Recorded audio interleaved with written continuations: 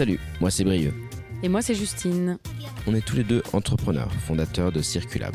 Depuis plus de 10 ans, on aide les entreprises et les collectivités à faire mieux, avec moins, dans un monde incertain. Et pour ça, Circulab, c'est à la fois un studio de projet post-croissance, une communauté d'experts internationale et une plateforme de formation et de ressources pour outiller les professionnels qui veulent passer à l'action. Depuis toutes ces années qu'on bosse ensemble, on peut le dire, des projets plus sobres, vertueux et qui fonctionnent, il y en a plein. Avec ce podcast, on vous les fait découvrir. Conversation, c'est la rencontre avec ces femmes et ces hommes qui imaginent le monde différemment et qui font le pari du long terme. Dans ce podcast, on y parle de leur parcours, de ce qui les anime et surtout, on essaye de comprendre ce qui se cache derrière leurs projets. Alors on vous embarque avec nous dans ces conversations pour que vous puissiez vous rendre compte de ce qui existe et comprendre comment vivre autrement. On espère que ça vous plaira autant qu'à nous et que vous nous écouterez jusqu'au bout. Bonne écoute!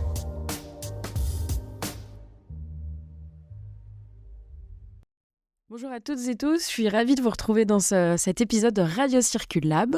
Ça fait un moment que j'avais pas interviewé quelqu'un et je suis super contente aujourd'hui d'être avec Cédric Carl. Je suis en ce moment à Atelier 21 à Paris. Atelier 21, laboratoire d'utilité publique. Cédric, tu vas nous en parler. Merci de me recevoir ici. Aujourd'hui, on va parler d'énergie, on va parler de piles alcalines, on va peut-être parler aussi de DJ set solaire, on va parler de tout un tas de sujets et on va parler aussi de votre dernier bébé quand même, la Regenbox. Avant de venir en détail, de nous présenter l'ensemble de ces inventions, est-ce que tu pourrais te présenter ? Eh bien, bonjour Justine, très heureux d'accueillir le Circulab. Qui fait plein de belles choses et du coup donc ici on est à l'atelier 21 dans le 13e arrondissement de Paris et du coup c'est le lieu de démonstration mais aussi les bureaux de l'atelier 21 qui est une structure qui travaille sur les questions de transition et de récit mais aussi de prototypage de la transition écologique et énergétique. Et du coup, moi, j'en suis l'activateur, le fondateur. Donc, je suis directeur de la structure. Et je travaille avec tous mes collègues, Simona, Raphaël, Simon, Loïc et plein d'autres aussi indépendants, chercheurs, universitaires, personnes engagées, les chroniciens, énergéticiens autour. Et donc, on est un espèce de réseau de réflexion, finalement. Un réseau neuronal de réflexion sur ces questions de transition. Et on essaye de prendre de la hauteur et d'avoir une approche interdisciplinaire. Et pour nous, c'est super important. Moi, je suis designer de formation et assez convaincu que ces histoires de transition, c'est pas qu'une question d'ingénieurs ou de gens qui font des lois, c'est aussi des usagers, des récits, de l'anthropologie, de la sociologie, de l'économie, de la capacité à comprendre, de l'éducation populaire. Et c'est tout ce cocktail-là qui fait que les choses, elles évoluent, elles transitionnent. C'est pas juste d'avoir des bonnes idées et de dire demain on va économiser du carbone avec telle technologie. Non. En fait, ça marche pas et on le voit que c'est déjà en train de ne pas marcher, en fait, finalement. Et puis là, le grand truc aussi, c'est être réaliste avec la capacité des gens à bouger et à agir. Pourquoi ? Parce que quand on se dit qu'on va tous faire ensemble du saut à la perche et qu'on va apprendre... Si on commence par la barre à 9 mètres, en fait, on va vite tous faire demi-tour en se disant en fait, c'est pas pour nous ce sport. Alors que si on dit on va commencer par courir le 100 mètres en trottinant, surtout pour ceux qui n'ont jamais fait de sport, je pense que c'est par là qu'il faut commencer. Et donc, nous, on est plutôt sur essayer d'activer les premières marches, l'émerveillement, la curiosité. Et donc, on se concentre vachement là-dessus, quoi. Ça n'empêche pas qu'on n'oublie pas qu'il va falloir qu'on saute la barre de 9 mètres. Mais on essaie de ne pas faire peur aux gens et de leur donner les compétences et la confiance en eux. Tu parles de réflexion, tu parles de nouveaux récits, tu parles de nouveaux usages et de faire avancer. Et effectivement, Là, vous ne le voyez pas, mais autour de moi, c'est un petit peu tout ça. Il y a de l'inspiration, il y a des petits bouts du musée, le Rétrofutur Museum, peut-être dont tu nous parleras. Il y a des Regen Box avec des piles qui se chargent autour de moi. Il y a de la présentation d'inventions de tous les siècles autour de l'énergie. Donc, ça se sent, en tout cas ici à l'Atelier 21, cette approche pluridisciplinaire et complète. Atelier 21, moi j'ai découvert il y a longtemps maintenant, parce que donc Circulab existe depuis 2012 et au tout début on était à Montreuil. Moi c'est Brieux, que vous connaissez pour les personnes qui nous écoutent, qui m'en avait parlé au tout début. Et ce qui est à Montreuil, en tout cas, nous c'était aussi notre atelier, au sens, on a travaillé en priorité avec les voisins et les voisines montreuillois et montreuilloises.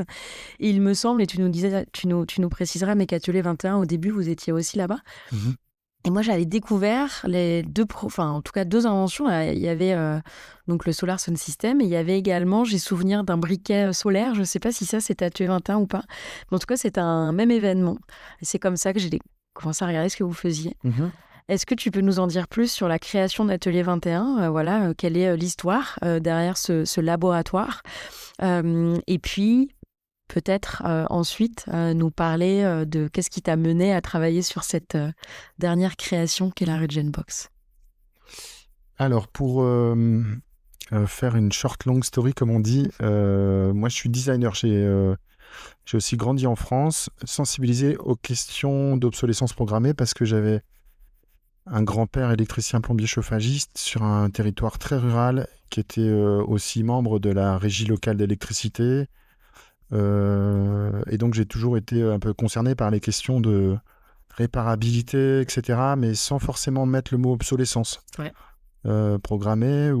Mais j'ai tout le temps entendu mon grand-père râler sur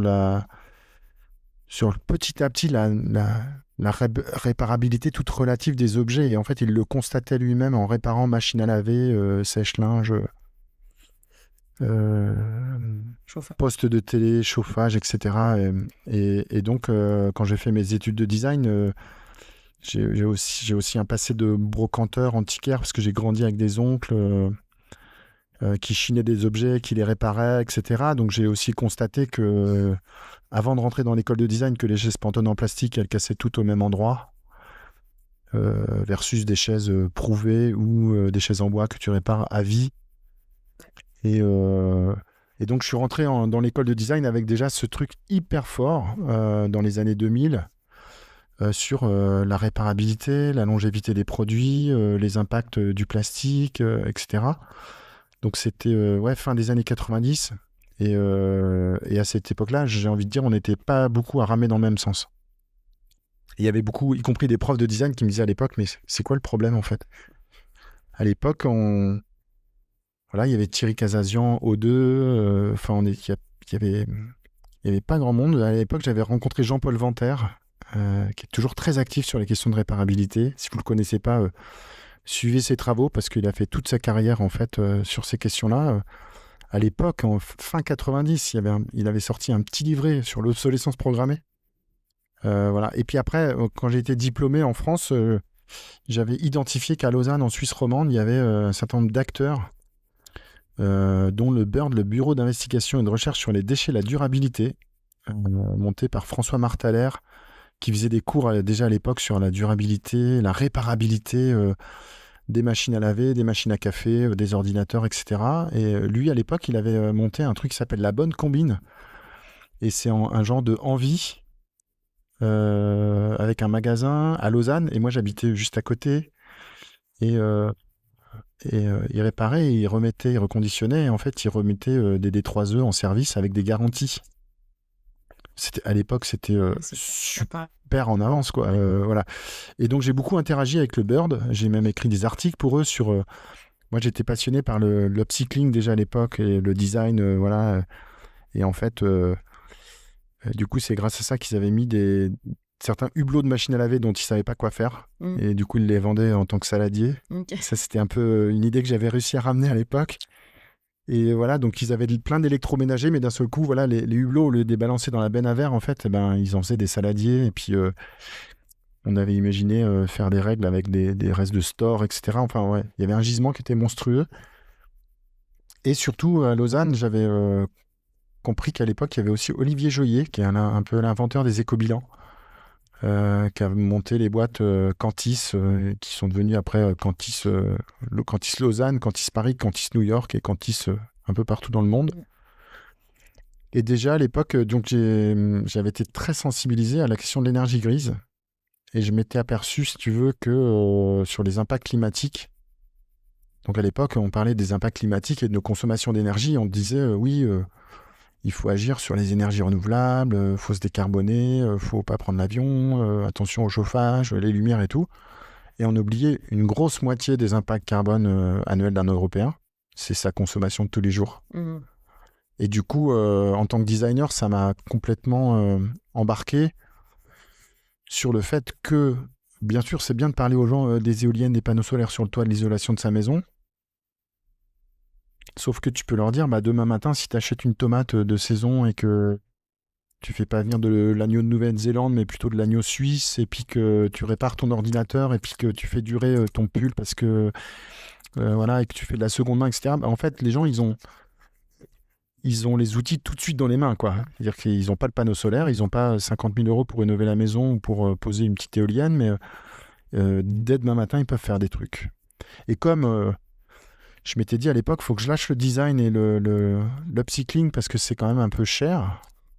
Et je passais pas l'échelle, donc je faisais des trucs, mais pour les galeries, enfin voilà. Et au bout d'un moment, tu te dis, mais est-ce que vraiment cette goutte d'eau va déborder un jour? C'est pas sûr. Et du coup, je m'étais dit, en fait, il faut travailler sur de la pédagogie et de l'éducation populaire, parce que moi, je faisais des trucs aussi en plastique recyclé, du mobilier, tout ça, mais bon. Et je vois encore aujourd'hui plein de designers qui se lancent dans les agromatériaux à base de champis, de trucs, de machins. Et en fait, j'ai envie de dire, ouais, mais n'oubliez pas que faire des chaises à 400 balles la chaise, ça reste dans des galeries. Et voilà. Et donc, je dis pas qu'il faut pas le faire, mais il faut aussi être dans un monde réel à un moment donné.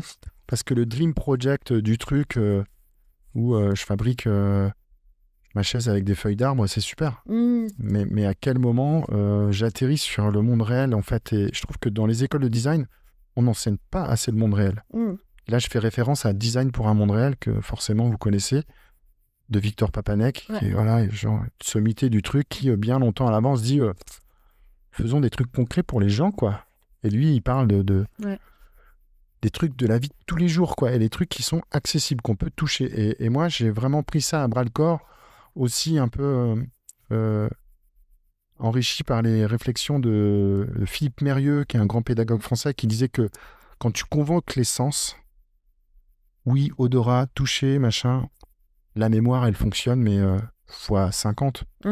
Et ça marque les choses. Et je me suis dit, ok, on va faire du c'est pas sorcier, les énergies renouvelables et l'énergie grise. Et donc, on a travaillé là-dessus à Lausanne pendant des années. On avait carrément un camion jaune qui roulait aux agrocarburants, qui embarquait une expo sur l'énergie grise, et puis le biogaz, la thermoélectricité, et puis déjà à cette époque, le Solar Sound System, donc on faisait de la musique avec des platines, avec super sono, et puis panneaux solaires et vélo générateur.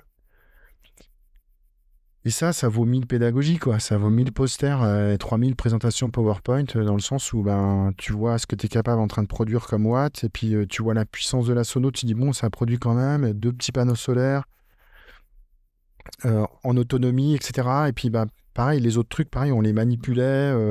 L'énergie grise, c'était représenté par des petits barils de pétrole. Donc, on vulgarisait à fond toutes ces unités qui sont très abstraites, parce que le kilowattheure, la tonne équivalent pétrole, nous, ça nous parle tous, là. Mais on ne se rend pas compte à quel point il y a les gens savent pas ce que c'est un volt, une unité de mesure. Même cette fameuse courbe de l'emballement climatique, tu vois, avec les événements. Si tu as fait des maths et que tu as capté que... Ouais, mais il y a beaucoup de gens qui captent même pas ce que c'est cette fonction exponentielle, tu vois, avec l'accélération et tout. Donc nous, on l'interprète, on sait ce que ça veut dire. Ah oui, là, ça accélère beaucoup, puis le mur, il est tout droit. Il y a plein de gens qui voient ce truc-là, qui disent ouais, parce que en général, tu dis pas que t'as pas compris. Tu dis ouais. Mais après, du coup, t'es pas convaincu parce que t'as pas eu les clés de lecture du truc, quoi. Et donc, l'idée, ça a été toutes ces années-là de faire du décryptage et puis de faire de la sensibilisation, mais par l'action. La Donc après, transmission, quoi, plus que de la sensibilisation aussi. oui. J'aime pas trop sensibilisation, effectivement, comme mot. Je trouve que c'est un peu trop ultra bateau. Mais surtout, on faisait des économies d'énergie dans les écoles. On a développé, avec à l'époque Terawatt et Cédric Jeanneret en Suisse, des audits énergie faits avec les élèves, par les élèves, pour les enseignants, avec les enseignants, pour convaincre les directeurs et les gestionnaires d'établissements à des fois faire certains travaux, mais aussi embarquer tout le monde dans des meilleurs comportements. Mm. Et donc voilà, c'était les défis énergie. Voilà. Puis après, voilà, en 2015, donc pour des raisons personnelles, je m'installe en France, à Paris, et du coup, on continue en fait. On n'arrête pas. Les amis en Suisse continuent de faire le Solar Sound System et de la pédagogie dans les écoles et tout ça. Et puis, je dirais que moi, à ce moment-là, je me dirige peut-être plus aussi dans un travail auprès des universitaires. Ouais. Et parce que on nous demande ça et qu'on nous demande à parler de limites planétaires et de tous ces trucs d'éco-conception. Parce que en 2015, ça fait déjà 15-20 ans que je fais des projets, que je prototype des trucs, qu'on met les mains vraiment sous le capot, qu'on essaye de faire, pas que dire. Faire aussi pour essayer de prouver, d'avoir du tangible en fait dans la main et convaincre quoi, par le faire. J'ai peut-être une question. Enfin, donc là, tu dis le faire. Vous commencez donc 2015, création d'Atelier 21. Même 2012. Ok, 2012 et 2015, tu rentres. Enfin, tu viens en France. Ouais. Donc là, tu as commencé à évoquer le Solar Sound System. Est-ce que tu peux nous en dire plus sur un projet comme celui-ci ou comme la Regen Box dont on va parler après? Quelles sont les étapes? Parce que tu vois, là, tu nous dis, voilà, c'est prototypé, c'est créé, c'est inventé. Tu nous as cité un large écosystème. C'est quoi cette idée? Parce que bon, t'es designer, moi les designers, Victor Papanek, tous les designers qui passent par chez Circulab, ils nous le citent, donc je suis pas designer moi-même, mais je situe un petit peu. Peut-être les personnes qui sont pas designers, qui nous écoutent, elles ont pas en tête ces grandes étapes en fait de comment naissent ces inventions-là.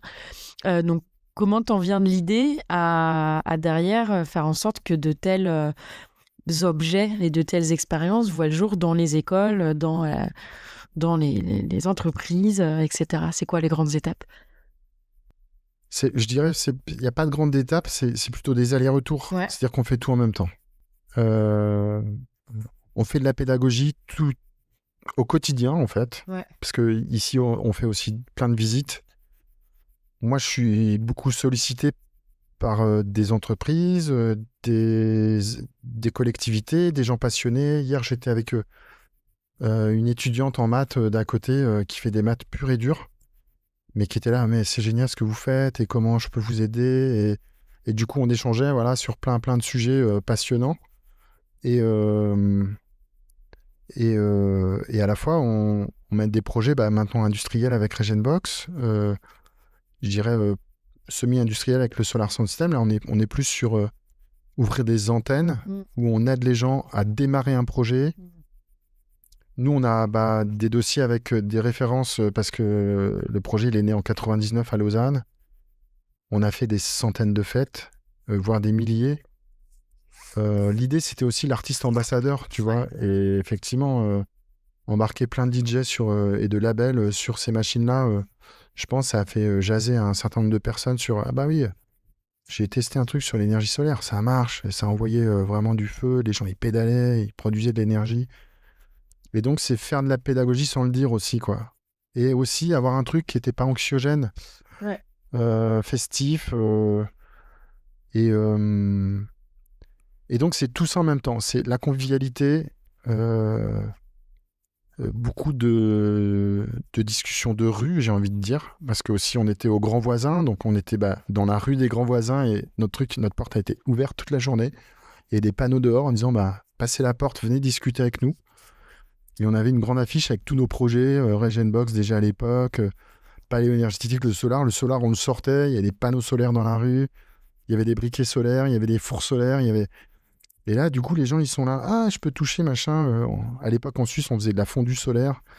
Et donc, il faut Voilà, et ça, c'est merveilleux, quoi. C'est faut manger, faut toucher, faut qu'on se brûle avec un petit panneau, faut qu'on entende du son qui sort d'un truc, et ça laisse des traces qui sont là pour peut-être un moment, quoi. Ouais. En tout cas, moi, je me rappelle les premières fois où j'ai branché un panneau solaire et je me suis dit, waouh, c'est quoi ce truc, quoi? C'est quoi ce truc?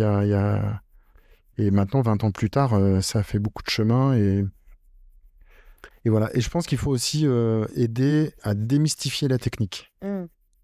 Parce que ça fout les boules, quoi. Tout le monde est là. Et je vois plein de réactions. Ah, c'est pas pour moi. Ah, les applications. Ah, les trucs. Et nous-mêmes, on peut aussi sentir nos limites à un moment donné. On dit, ah non, mais là, non, c'est trop, c'est too much. Il faut qu'on ait moins peur. Et pour avoir moins peur, il faut démystifier. Tu vois, un panneau solaire, bah, derrière, il y a 2 câbles, un plus et un moins, quoi. Voilà. Et ça fait du courant 12 volts. Et tu peux brancher une batterie, un onduleur, un truc. C'est pas sorcier. Et donc, nous, c'est ce qu'on montrait. On montrait les machines et l'envers des machines. Et du coup, en fait, c'est tout ça qui génère aussi de l'idée. C'est faire avec les gens, expliquer aux gens, faire remonter les infos des gens. Super important. Nous, le terrain, il nous en apprend tous les jours. Sur le niveau, dans les universités, sur plein de sujets. Et on aime bien fonctionner par question, quoi. Ça permet de sonder son auditoire et de savoir où ils en sont, quoi. Est-ce qu'ils ont déjà eu ça au programme ou pas, voilà, tu vois, plutôt que de partir et de dérouler. Et tout le monde fait « Ouais, on a compris. » Et en fait, t'as largué la moitié des personnes.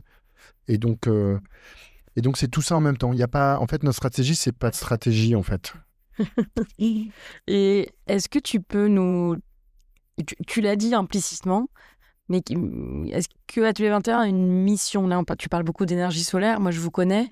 Pour quelqu'un qui vous découvre, il y a cette démocratisation. Il y a ce que tu dis, comprendre aussi donner à chacun la capacité d'agir. Enfin, c'est aussi la force du design.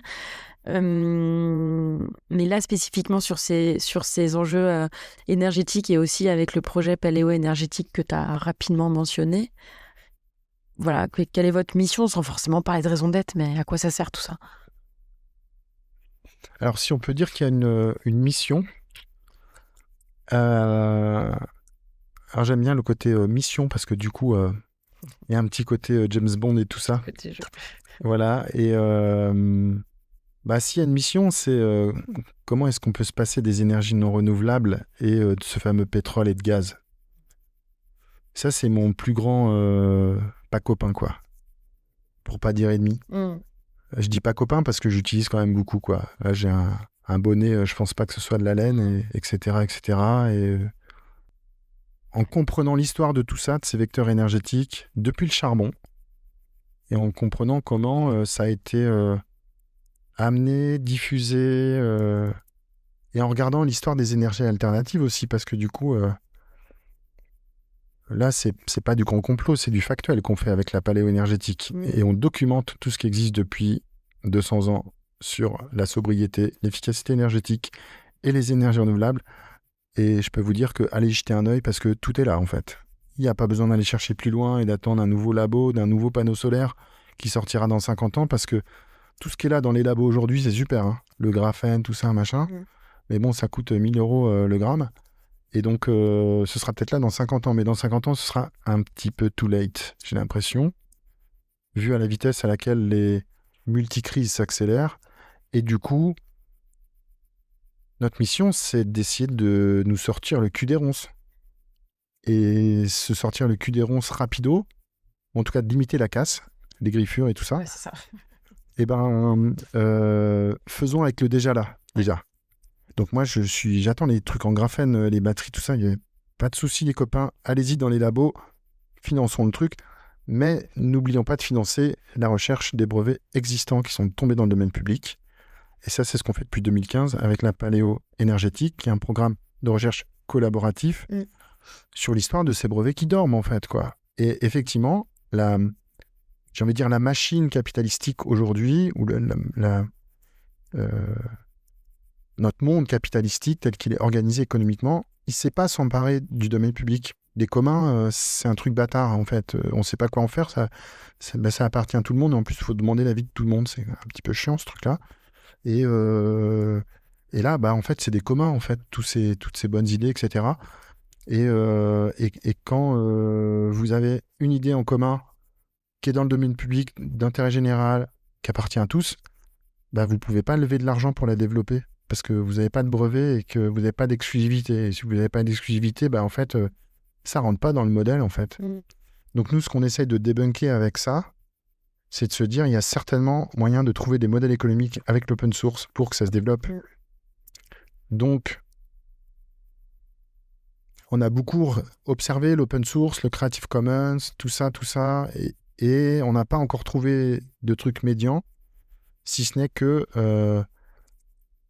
le projet Regenbox montre que la tech qui était utilisée à l'époque, elle est obsolète, et qu'aujourd'hui, nous, on arrive à faire mieux. Et donc, bien sûr, on a reposé des brevets sur une vieille idée, mais du coup, elle trouve sa place dans cette machine capitalistique. Et du coup, demain, on crée plein d'emplois et on crée de la valeur. Et donc, ça marche du coup et c'est peut-être possible. Est-ce que tu peux nous présenter la Regenbox ? Là, tu commences à parler du modèle économique. Qu'est-ce que la Regenbox ? Là, effectivement, sous mes yeux, il y a Renewal, qui est cette machine que tu viens de mentionner. Voilà, qu'est-ce que c'est ? Alors déjà, les questions de stockage énergétique, on dit que c'est la clé de voûte du bidule. Okay. Parce qu'on sait produire des énergies, mais on ne sait pas les stocker pour le moment où on en a besoin. Du coup, c'est un axe de recherche très fort chez nous, les systèmes de stockage. D'ailleurs, à l'époque, on avait été soutenu par Bouygues Télécom pour faire une frise spéciale sur le stockage énergétique. Et donc, le stockage énergétique, bien sûr, c'est électrochimie. Donc, on a une super collection là devant nous de batteries avec... la fameuse pile Ferry, quand les Français ils avaient plus de manganèse pour la Première Guerre mondiale. C'était un petit peu dans la mouise, mais ça rappelle les situations actuelles. Il y a la batterie Ford, la première batterie de voiture. Il y a les batteries Tudor qui étaient transparentes à l'époque, qui montrent que, en fait, on faisait de la maintenance de batteries, on les ouvrait, etc. On a une batterie Gustave Trouvé, donc monsieur le Edison français. On a quelques batteries de collection alcalines et puis on montre aussi des trucs contemporains comme la batterie Infinite batterie de gouache en fait, qui est ultra réparable et co-conçue. On a aussi des batteries de Bring Back Battery qui fabriquent des batteries reconditionnées plomb. Et puis on a aussi du lithium-ion en fait, parce qu'il y a plein de boîtes aujourd'hui qui le font et du coup on montre une histoire et on montre une histoire contemporaine aussi. C'est ça l'idée. Et en fait, il y a aussi ce renewal. Et donc, on a d'un seul coup compris que le co-inventeur de la batterie alcaline dans les années 50, Karl Kordech, va poser plein de brevets bien avant l'invention de la pile rechargeable et qui va arriver à un moment donné, il va sortir un chargeur, il va réussir à recharger les batteries dites non rechargeables, fameuses single-use batteries. Et en fait, ces batteries vont être estampillées ne pas recharger dessus et pas rechargeables au moment de l'invention des batteries officiellement rechargeables avec leur propre chargeur qui ne fonctionne pas du tout avec les piles alcalines, qui les fait suinter, chauffer, etc. parce que ça charge trop fort. Le chargeur, à l'époque des batteries alcalines, il charge tout doucement. C'est un slow chargeur. Ouais. Il est cool. Et il y va tranquille avec les batteries. Il envoie des micropulsions électriques. C'est comme de la petite acupuncture électrique. C'est comme si on prenait plutôt des petits shots que de boire à la bouteille comme ça, glou glou glou. Et du coup, la batterie alcaline, elle aime bien. Et en fait, petit à petit, elle reprend la force. Elle est contente et elle devient rechargeable quelque part. Alors, nous, on est plutôt régénérable parce qu'elle ne va pas être rechargeable autant de fois dans l'état actuel de nos recherches. Mais on y travaille qu'une pile NiMH. Mais... on ne désespère pas de pouvoir la recharger plein de fois et donc on est dessus et on a aussi des programmes de recherche en cours avec des grandes universités françaises et des grands spécialistes de l'électrochimie qui croient beaucoup dans l'alcaline comme peut-être même des systèmes de stockage pour les maisons de demain parce que c'est rechargeable et que c'est aqueux, ça ne prend pas feu et les matériaux qu'il y a dedans, on les a tous un peu sous la main. Donc ça veut dire qu'on n'est pas dépendant et on est plutôt souverain sur ce bidule là et donc voilà, on a commencé avec les petites piles, mais en fait, il y a déjà des grandes recherches qui se font sur le stockage même d'énergie renouvelable dans les batteries alcalines.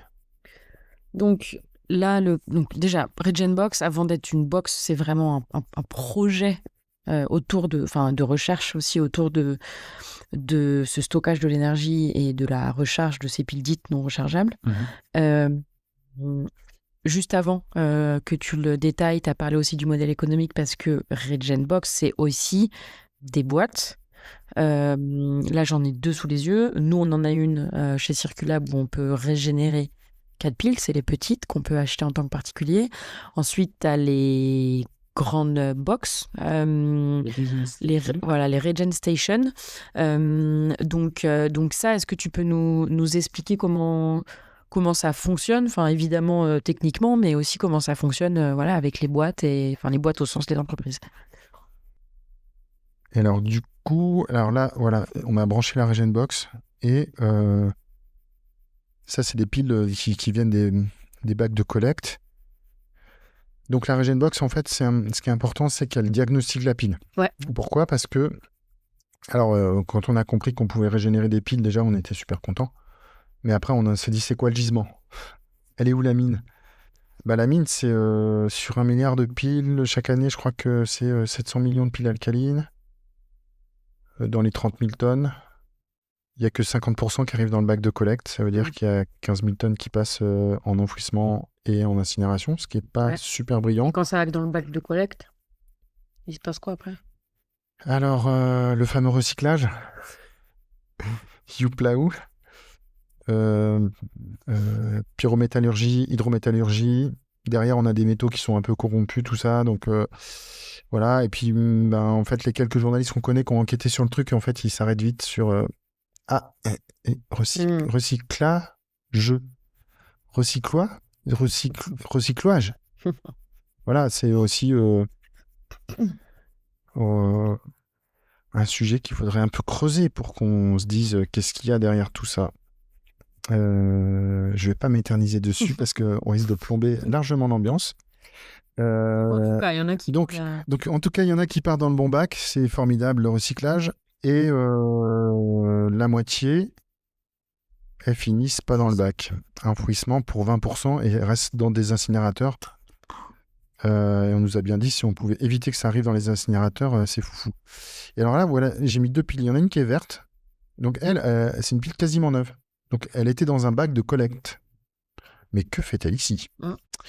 Celle-ci, la deuxième que j'ai mis, alors, j'ai pas fait exprès. Hein, elle clignote vert. Et là, quand ça clignote vert, ça veut dire je suis complètement neuve, quoi. Mais que fais-tu dans un bac de collecte ? Si on pouvait faire parler les piles, en fait, c'est témoin de ce qui se passe. Ce serait vraiment cool. Elle est encore clignotante verte. Bon, bah super, formidable. Et puis des fois, c'est rouge ou orange. Alors là, il n'y a pas de couleur du tout. Là, c'est vraiment, on est sur une pile carrément. C'est même pas rouge, c'est rien du tout. Zéro signal. Encéphalogramme plat. Là, c'est vraiment à recycler. Là, celle-ci, elle est verte, donc au-dessus de 1,3 volts. On a encore de la patate. Elle est orange. Et là, du coup, ça oscille. Du coup, la Regenbox va s'occuper de la pile. Elle va la micropulser lentement. Ça peut prendre hyper longtemps, jusqu'à 12 heures, voire plus. Mais au bout d'un moment, voilà, là, encore une neuve, décidément. Il y a beaucoup de piles neuves dans les bacs de collecte. Et là, à un moment donné, elle va repasser au vert. Voilà, celle-ci, elle est rouge. Voilà, celle-ci, elle est morte. Elle est dead. Donc celle-ci, elle part au recyclage. Mais bon, là, sur quoi ? On a testé 6-7 piles. Bon, il y en a quasiment la moitié qui sont encore nickel, quoi. Et en fait, c'est ça. Les statistiques qu'on a qui croisent justement une statistique canadienne qui a été faite il y a déjà un petit moment, c'est que 2 piles sur 3 n'ont rien à faire dans le bac. 2 piles sur 3.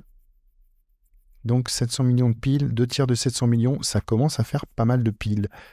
Sachant que c'est 60-70 centimes d'euros en moyenne la pile, ça fait un paquet de millions d'euros. Et en fait, là, sur ça, 2 piles sur 3, parce qu'il y a un enjeu d'usage. C'est-à-dire que, en tout cas, moi, de mon expérience et en tant que designer, les usages, c'est quelque chose qui te parle. Tu en as parlé à plusieurs reprises. quand on utilise un appareil avec des piles, on a minimum en général 2 piles. Et ce que tu as tendance à faire, c'est quand ça dysfonctionne, surtout si tu as mis les 2 piles en même temps, que tu les as achetées en même temps, tu les balances les deux, quoi. Exactement. Donc c'est aussi ça qui est intéressant dans cette Regen Box, qui régénère d'une part, mais surtout qui diagnostique d'autre part. C'est que ça te permet et surtout individuel, c'est-à-dire que là, tu vois, pour chacune de tes piles où elles en sont, ça te permet vraiment là, tu ne repenses pas l'usage, mais en tout cas de prendre conscience, d'éviter et de ne pas jeter. Ouais. De pas jeter un truc qui peut toujours servir. Donc là, du coup, c'est du, on va dire, du super bon sens. Et du coup, il y a plein de gens qui nous envoient des photos et on les encourage à le faire. D'ailleurs, si vous avez une Regen Box à la maison, alors il y a des gens qui récupèrent des piles avant qu'elles soient mises dans les bacs de collecte. Et puis voilà, ils ont 100 piles comme ça, et puis en fait ils les mesurent une par une et après ils les mettent sur une table avec des couleurs, et puis en fait sur 100 piles on en récupère en tout cas la moitié. Donc ça veut dire que j'ai 50 piles quasiment gratuites à disposition, et donc dans ce cas-là je rembourse ma Regen Box au premier quart d'heure d'utilisation, quoi. Ouais, c'est ça. Donc on invite aussi les gens à les partager avec leurs voisins, voisines, parce que on a tous à la maison des tas de batteries dans les tiroirs. Et puis, on ne sait plus trop qui est quoi, tout ça. Et là, en fait, on va pouvoir récupérer et trier son gisement, vraiment emmener ce qui ne va pas au recyclage, au bac de collecte, et puis garder, recharger ce qui ne va pas. Et il y a une règle d'or dans l'usage des batteries. C'est valable pour les batteries lithium qui sont dans un vélo électrique, trottinette électrique. Quand tu ouvres ces grandes batteries longues, là, comme on voit ici sur notre triporteur Solar Sound System, en fait, c'est plein de petits éléments qui sont assemblés. La règle d'or, dans un appareil où tu as des alcalines, 4, genre Game Boy, ou ici, du lithium pour un vélo électrique, quand ta Game Boy ne fonctionne plus, ou ton vélo électrique, il dit la batterie, il n'y a plus rien dedans, en fait, elle est morte, il faut que tu la changes, et en fait, il faut savoir que ce n'est pas tous les éléments qui sont foutus. Mais sauf qu'on ne l'a pas vraiment expliqué jusqu'à maintenant. Donc, tu prends les 4 et tu les jettes. Alors, il y a des testeurs, mais bon, les testeurs, on les a testés. Nous, on est testeurs de testeurs. Et en fait, tu peux pas tester avec la Regen Box parce que les testeurs, il y a 3 LED et c'est trop basique, quoi. C'est trop... c'est pas assez précis et pas assez pédagogique. Et moi, j'ai jamais vu même une notice de testeur qui te dit ce que tu fais avec tes piles derrière. Mais là, il y a une étudiante, il y a quelques jours, qui disait « Oui, mais alors, moi, j'ai compris, il faut les mettre dans des usages de moins en moins gourmands. » Oui, c'est ça qu'il faut faire, en fait. C'est-à-dire qu'il faut essayer de ne pas les jeter, mais de les mettre dans des trucs qui consomment de moins en moins petit à petit. Effectivement, au-delà des piles alcalines là, qu'on a sous les yeux, cet enjeu de batterie, nous, c'est des exemples qu'on cite souvent sur les batteries de voitures électriques, et tu m'arrêteras si je dis des conneries, mais qui vont être dysfonctionnelles pour l'usage nécessaire et la capacité de stockage nécessaire pour la voiture, les véhicules. Mais tu as une capacité de fonctionnement qui reste encore suffisante, par exemple pour servir du chauffage à la maison, des choses comme ça, et tu as quelques projets. Alors moi, j'en connais certains au UK, je ne sais pas dans quelle mesure, est-ce qu'en France, tu en as d'autres, mais où tu avais ce changement d'usage, quoi, avant d'arriver au recyclage de la batterie, qui est un peu le sujet autour duquel tout le monde s'affole dans l'industrie automobile aujourd'hui et de la mobilité. Il y a effectivement, avec ce qui me reste, c'est ce que tu disais, qu'est-ce que je peux servir? Donc c'est exactement ça, quoi. Ouais, en fait, tu utilises dans des usages de moins en moins gourmands en énergie. Alors, je me permets de te reprendre parce que s'il y a des énergéticiens qui nous écoutent et qui entendent qu'avec des anciennes batteries de voiture, on fait de la chaleur, alors c'est possible, mais faire de la chaleur électrique, c'est un peu une aberration énergétique. Mais du coup, voilà, si ta maison marche avec des batteries d'occasion de voitures électriques, ce qui est tout à fait possible, bien sûr, à un moment, tu vas faire peut-être de la chaleur avec ton grille-pain ou ton four, mais pas forcément du chauffage électrique parce que du coup, tu ne seras pas en capacité de fournir ton chauffage électrique. C'était juste pour le petit anecdote pour les énergéticiens qui nous écoutent. Et là, alors, ce qui est marrant, c'est que du coup, ce qu'on fait nous, d'autres le font sur justement des batteries de vélo, etc. Ils ouvrent les batteries, ils arrivent à les ouvrir. Quand ils ont accès aux data, c'est sympa. Et d'ailleurs, il y a des grandes batailles, on peut dire industrielles là-dessus, sur l'économie circulaire. pour que les gens qui font du reconditionnement aient accès à la data de la batterie. Que ce soit pas protégé tellement par le fabricant que du coup tu sais pas ce qu'a fait ta batterie dans la vie, du coup tu peux pas lui attribuer une valeur dans le reconditionnement. Et ça c'est vraiment, là il y a une bataille, et là je m'adresse aux grands fabricants de voitures électriques.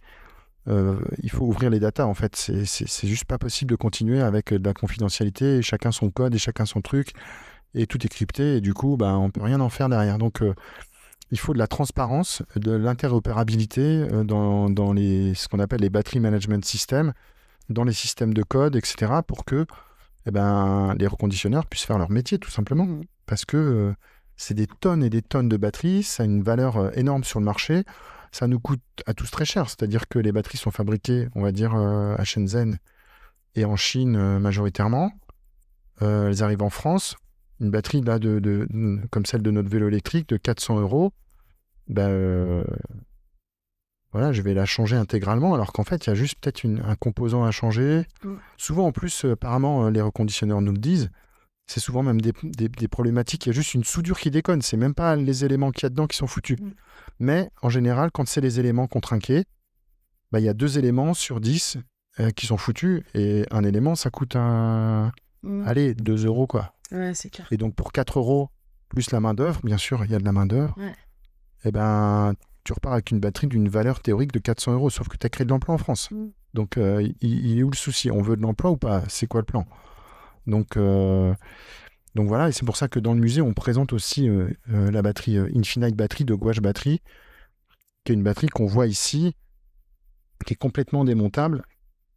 Tu as 4 vis, tac, tac, tac, tu défais tes 4 vis, tu sors le corps de la batterie, tac, tu vois, tous les éléments, là, tu peux même les tester par l'extérieur, tu ouvres, tu changes tes 2 éléments miteux et ta batterie, elle repart pour 10 ans.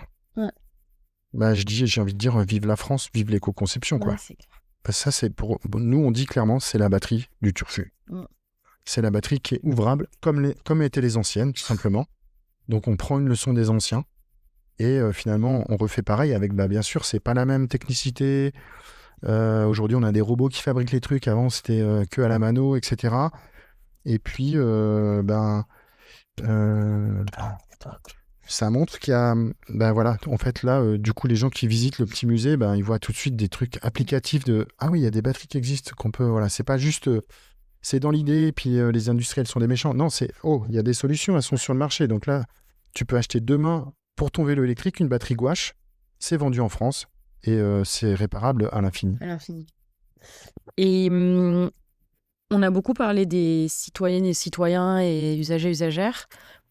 Dans quelle mesure, que ce soit à travers la Regen Box et les Regen Stations, vous installez à la fois dans des sièges sociaux, mais il me semble que vous êtes aussi en relation avec un écosystème large d'entreprises, que ce soit à travers donc, la Regen Station ou à travers tout cet écosystème que vous avez rassemblé depuis les années 90. Comment est-ce que le secteur, enfin les secteurs et les filières qui sont concernés, donc il y en a quand même énormément pour qui la question de l'énergie est un sujet central. Comment tu sens que ça évolue? Tu as parlé un petit peu des industriels, on a évoqué, sans toujours l'expliciter, mais les notions d'obsolescence programmée. Là, tu évoquais avec l'exemple de la batterie qu'on va créer de l'emploi, qu'on va réparer pour moins cher. Il ne s'agit pas de dire si c'est de l'optimisme ou pas, mais voilà, comment est-ce que l'industrie progresse sur ces sujets-là? Il y a des alternatives, tu mentionnes Gouache avec Infinite Battery, mais voilà, est-ce que c'est plutôt sur la bonne voie? Est-ce que ça bouge? Est-ce que c'est rétrograde ou pas? Sur les questions des grandes entreprises et de l'éco-conception, je te parlais tout à l'heure de la Mobia, qui est cette lampe solaire fabriquée par Schneider Electric, dont la dernière version, tu peux accéder à la batterie pour la changer. Donc, il y a aussi un petit panneau solaire qui est un panneau solaire encapsulé dans un cadre aluminium, comme les panneaux qui vont durer 15-20 ans. Donc, c'est pas du tout un gadget. Même le panneau solaire de ce truc-là n'est pas un gadget. Alors que la plupart des lampes solaires, honnêtement, les panneaux solaires, c'est des gadgets. C'est des trucs pas solides, pas encapsulés dans du verre, et qui pètent, quoi, et qui ont des rendements un peu nazes, etc. Là, en fait, ils ont fait un choix entre l'esthétique, alors c'est vrai que du coup, c'est un panneau solaire carré avec un long câble, il n'est pas intégré sur le design de la lampe, mais je pense que c'est le bon choix, en fait. C'est le bon curseur entre le design du truc et son usage, et aussi sa durabilité. C'est-à-dire que quand tu veux faire du pur style, bah en fait, tu fais de l'obsolescence, quoi. Clairement, le truc, la courbe, le machin, super parfait, tout ça, machin, truc, ben en fait, on le voit, en fait, c'est cassable, c'est du plastoc, c'est... voilà, donc... moi j'aime bien le côté mécano, donc ouais, ça a un petit côté, voilà, on est tous en mode Lego, quoi, mais c'est pas grave, ça se répare, quoi. Et on peut faire du stylisme à côté, il n'y a pas de souci, quoi. On peut faire des carnavals avec des grandes perruques, et puis on y va, on peut faire du beau autrement que juste des espèces de machins qui du coup sont pas réparables, mais du coup c'est pas beau en fait. Moi, un truc soi-disant beau et qui est en fait un déchet en puissance, moi, je vois le truc, je fais « Qu'est-ce que c'est moche, ce truc, quoi ?» C'est-à-dire que mon référentiel du beau, il n'est pas juste la pure forme qui est devant moi, c'est la forme plus qu'est-ce qui se cache derrière. Voilà. C'est fait où ? Par qui ? Par quoi ? Ça répond à un besoin ou pas ? Et donc, moi, il y a des objets que je trouve complètement moches, alors que esthétiquement, ils sont super. Et donc... Schneider est l'exemple d'une entreprise qui... Bah, en tout cas, il s'intéresse aussi énormément à l'économie circulaire en interne. Là, on a sorti un MOOC avec l'International Trade Center qui est basé à Genève, qui est un organisme de l'ONU de développement économique, notamment pour les territoires. On avait fait un premier MOOC webinaire avec eux, Become a Player of the Energetic Transition, qui est un truc gratuit. Vous pouvez vous inscrire. Il existe en anglais et en français. Il y a eu plusieurs milliers d'inscrits ces 2 dernières années où on explique... comment devenir acteur sur son territoire. Et on dit, bien sûr, tu peux t'engager dans l'électricité renouvelable et l'efficacité énergétique, mais surtout, n'oublie pas l'efficacité énergétique et la sobriété. Et surtout, tu peux être boulanger, travailler dans les RH, ou être avocat, avocate, ou, voilà, et bosser dans le milieu de l'économie circulaire et de la transition. C'est pas forcément que les ingénieurs. Et en fait, les entreprises, elles ont besoin, et les collectivités, de toutes compétences. Et pas que savoir visser un panneau solaire et le brancher. Et donc là, en fait, ils nous ont demandé un deuxième, on va dire MOOC, qu'on a réalisé avec Schneider Electric, sur la question de l'économie circulaire dans le domaine énergétique. Donc c'est que devient un panneau solaire, que devient une batterie, que devient un système électrique une fois qu'il est obsolète, ou qu'en tout cas, il est en bout de vie, quoi.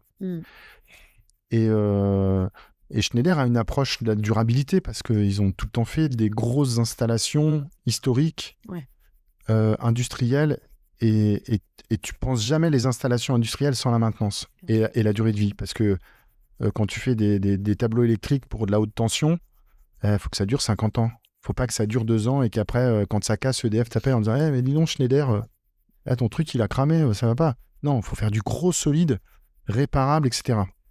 Et nous, on a vu des vieilles installations, que ce soit électriques, des postes de transformation, moyenne tension, tout ça. C'est des vieilles machines qui sont entretenues par les agents, qui font de la maintenance. Et c'est valable dans l'eau, dans tous nos réseaux, etc. Se cache derrière cette ville qui marche un réseau de gens qui font de la maintenance. Donc on est même avant l'économie circulaire. C'est-à-dire que l'économie circulaire, pour moi, c'est quand on s'en débarrasse ou que ça a cassé. Et en fait... il faut même penser l'économie circulaire en termes de maintenance, c'est avant.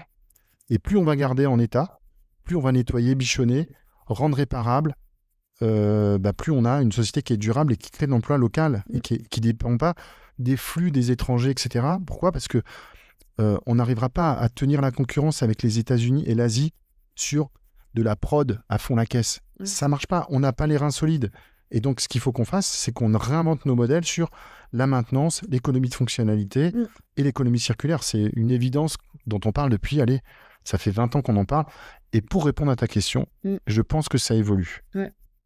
Pas assez vite, mais ça évolue. Il y a des bons exemples. Il y a 2 pas en avant, 3 pas en arrière. Il y a le backlash écologique, tout ça. Mais il y a aussi plein de gens qui ont du bon sens et plein d'entreprises qui comprennent que leur modèle, il est fragilisé, qu'il y a des talons d'Achille dans tous les sens.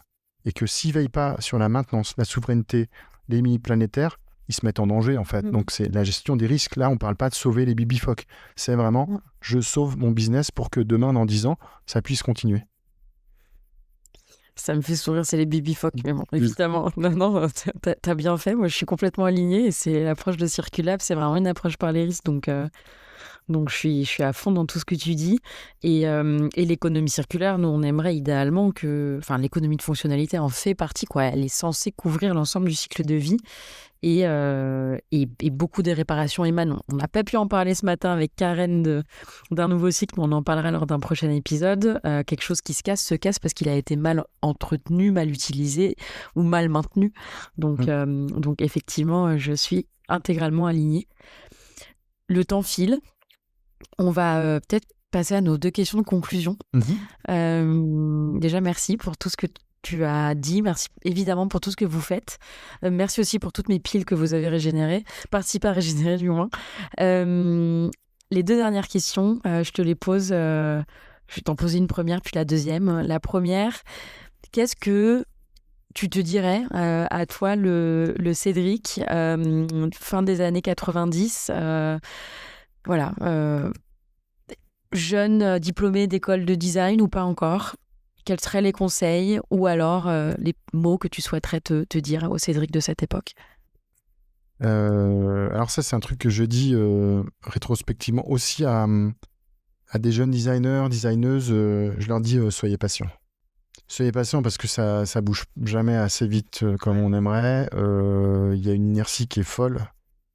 Une inertie politique, une inertie culturelle, une inertie industrielle, une inertie économique, parce que pour que ça change, il faut aussi avoir les sous pour que ça change, donc c'est souvent facile à dire et pas facile à faire. Et j'ai envie de dire, parlez le plus aux gens les moins convaincus, quoi, en fait. Parce que surtout l'entre-soi, en fait, ça fait du bien parce qu'on s'encourage et on s'engraine mais il faut vite sortir de son truc et faire de la rue et aller voir les gens parce que du coup, on comprend aussi quels sont les arguments des gens, quels sont les blocages et du coup, quel est l'argumentaire qu'on doit développer derrière. Parce que, je sais pas, est-ce que c'est convaincant ce que je dis ou pas, mais j'ai déjà eu des retours de gens que j'ai croisés il y a super longtemps qui m'ont dit « Ah ouais, mais en fait, ce que vous aviez dit ou fait à l'époque, ça a marqué ma carrière. » Donc là, voilà, je suis très heureux quand ça arrive. Et puis de temps en temps, ça fait du bien d'avoir des vieux retours en se disant, bon, ces 25 dernières années n'ont pas été vaines complètement, ça avance pas assez vite, voilà. Donc il faut se contenter aussi et se réjouir des choses qu'on sème mais dont on n'a pas forcément conscience. Et d'être patient, patiente, ça c'est super important. En fait, c'est pas parce que vous avez une bonne idée, que ce soit dans l'économie circulaire, l'innovation sociale ou l'éco-conception pour, on va dire, rendre le monde meilleur, que ça va marcher tout de suite, en fait. Et donc, pour maximiser les chances que ça fonctionne un jour, et qu'il y ait peut-être un modèle économique ou une adhésion ou des subventions qui tombent, ou bref, que des gens utilisent votre truc, il faut un alignement de trucs autour. Et c'est ce qu'on fait avec la paléo-énergétique. On essaye aussi de tirer des leçons du passé en disant pourquoi ça n'a pas marché ce truc alors que c'est génial. Et on le voit, il y a plein de raisons pour lesquelles ça ne marche pas, en fait.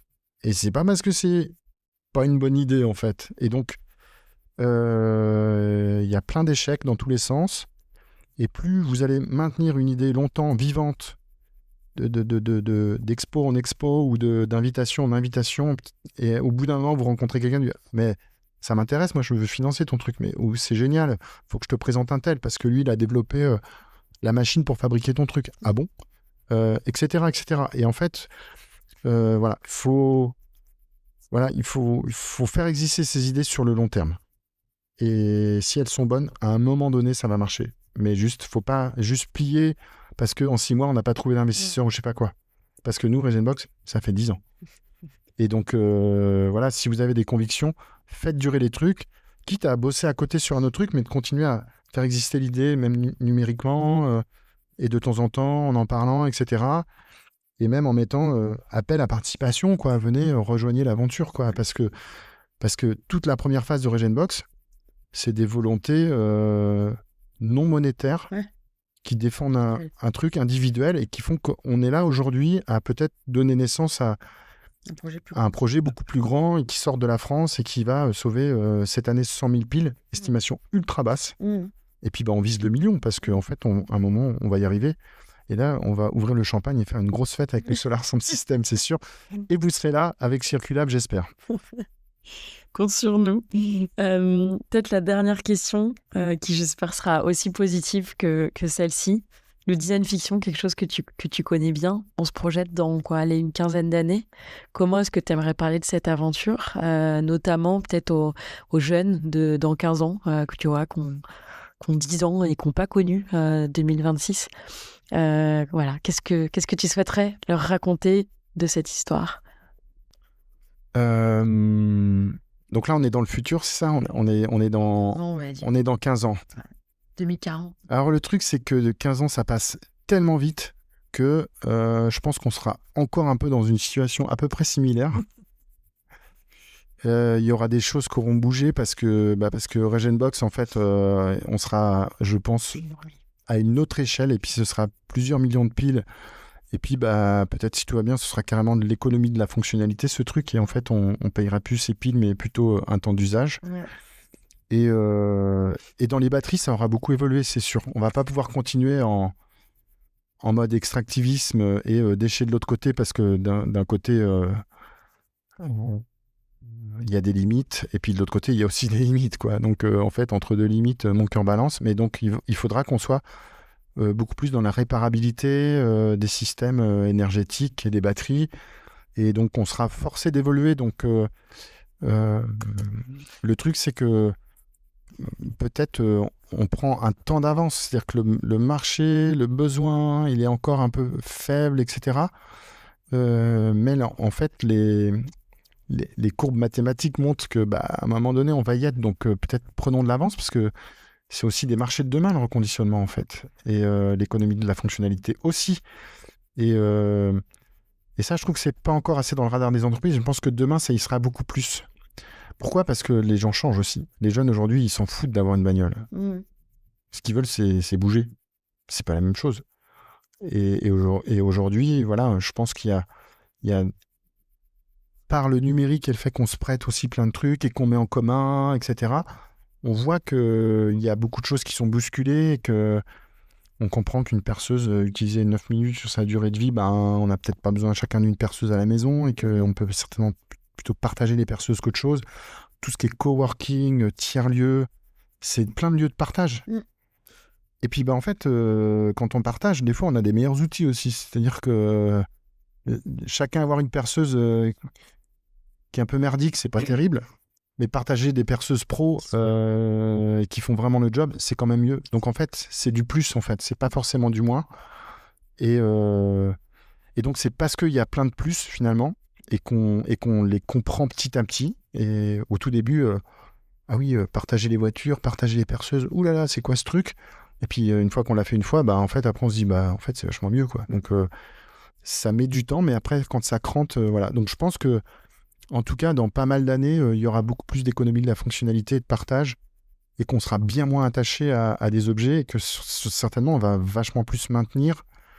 Et peut-être ouvrir le code, plus ouvrir la techno avec la capacité de...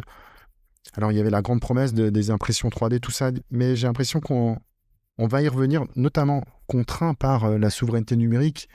À un moment donné, que ce soit fabriquer des iPhones chez nous, en tout cas des téléphones qui marchent et qui sont réparables, l'Europe a donné naissance au Fairphone quand même. Et puis là, il y a aussi des gens qui travaillent à ça un peu en France aussi. Moi, j'ai croisé des gens qui travaillent sur des téléphones low-tech.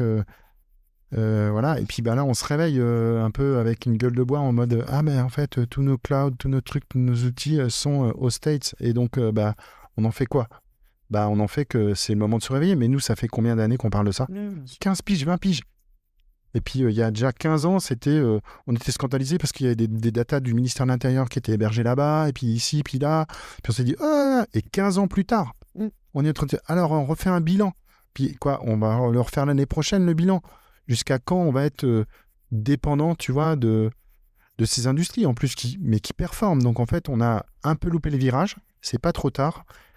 Et donc, j'ai envie de dire aux jeunes, aussi, apprenez à coder, emparez-vous de ces machines, en fait, et de cette puissance de calcul, parce qu'en France, il y a des bons mathématiciens, tout ça, et donc il faut le penser à l'échelle européenne, bien sûr, Mais je pense qu'on est en capacité de le faire et donc il faut qu'on se réapproprie le numérique, mais complètement, et qu'on fasse un numérique souverain, made in Europe. Et puis il sera, je pense, un peu moins vulnérable et puis peut-être exclusif, ou en tout cas éthiquement, il sera peut-être un peu différent.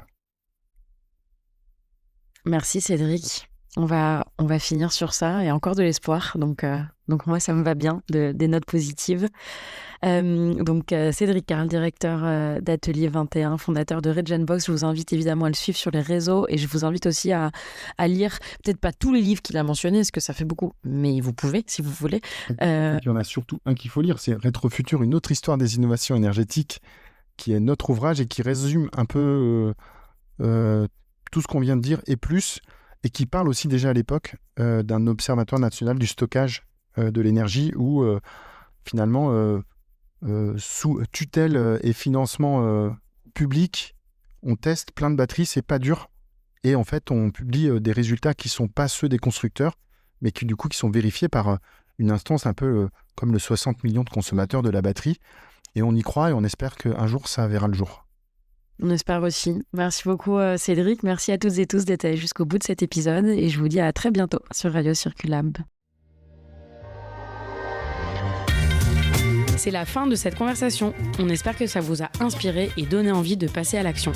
D'ailleurs, pour ça, vous pouvez commencer par télécharger nos outils et vous initier à l'économie circulaire et régénérative gratuitement sur circulab.academy.